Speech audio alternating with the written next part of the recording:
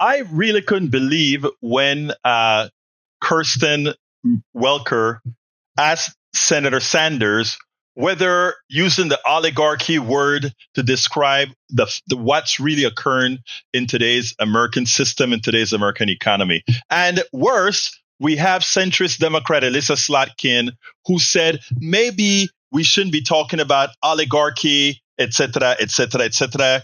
Maybe we should be using other words. To which I say, first of all, that is condescending. The inference was that somehow working class America, somehow middle class America can't understand that so very complex word called oligarchy. Well, you know what? As Ocasio-Cortez, as Bernie Sanders have been going around the country, Alexandria and Bernie has really made it quite clear what oligarchy is, and the people are living what oligarchy is. They're not stupid. And to try to dumb it down for them because it offends your corporate benefactors is really the issue. I want you to listen to Bernie, and then we'll take it on the other side. Let me ask you about something that your colleague, Senator Elissa Slotkin, said. She said Democrats should stop using the term oligarchy because it's a phrase that doesn't resonate with all Americans. Are you missing a chance to speak to a wider audience, Senator? Well, geez, we had 36,000 people out in Los Angeles, 34,000 people in Colorado. We had 30,000 people in Folsom, California, which is kind of a rural area. I think the American people are not quite as dumb as Ms. Slotkin thinks they are. I think they understand very well when the top 1% owns more wealth than the bottom 90%.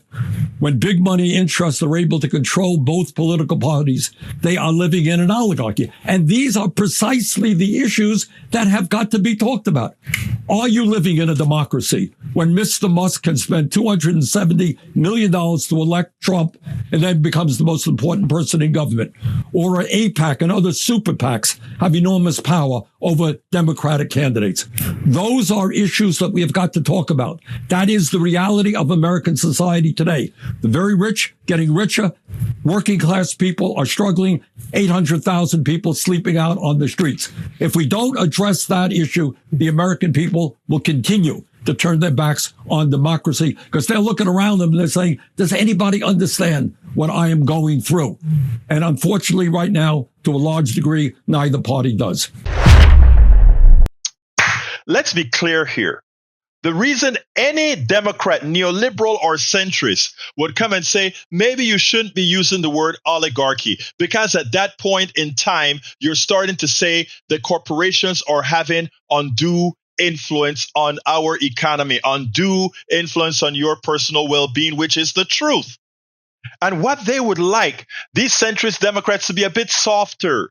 They don't want to go as crazy as Donald Trump, or they don't want to simply be as evil as Donald Trump. But there's something I told my audience this morning on KPFT, and I hope people get it. The Democratic Party's poll numbers are in the dumpster, not because what they stand for, what progressives within the party stands for aren't the real things. It's because when they have been given power, they have squandered it. They have been bought by the plutocracy. People expect evil from the right. But you know what? They penalize the left for promising and still delivering much, not all, but much of the evil on the right. Example, take a graph and look at how well the middle class and the working class has done under any administration. And the one constancy is that they constantly fall behind. They fall behind worse under the Republican rule, but they continuously fall behind. As productivity increase, they fall behind. As people get rich and wealthy, the working class continuously fall behind. And that's a policy thing. That is because of the taxation system. That is because of access to success system. That is because of all these issues that create backstops for the wealthy, but no support for the working class and the middle class. When we had the 2008 implosion, who did we protect? The banking sector. Over 5 million Americans lost their homes, their wealth, everything. Did anybody protect them?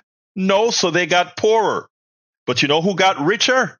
All the bankers who screwed up the system with derivatives and credit default swaps. They continued to make a lot of money. In fact, a lot of them made it even more.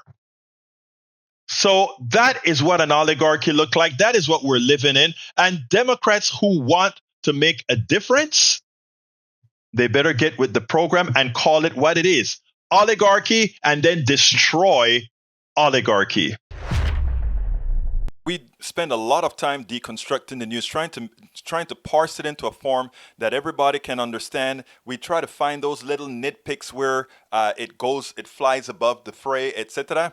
If you really like these videos that we do, I want to ask a big favor. Please go ahead. Number one, subscribe to our channel. And number two, please join if you can. Thank you so kindly for watching. Keep watching. Please remember to share. We must populate the entire internet with our progressive message, a message that we know is what most Americans say that they want. So help us, please join.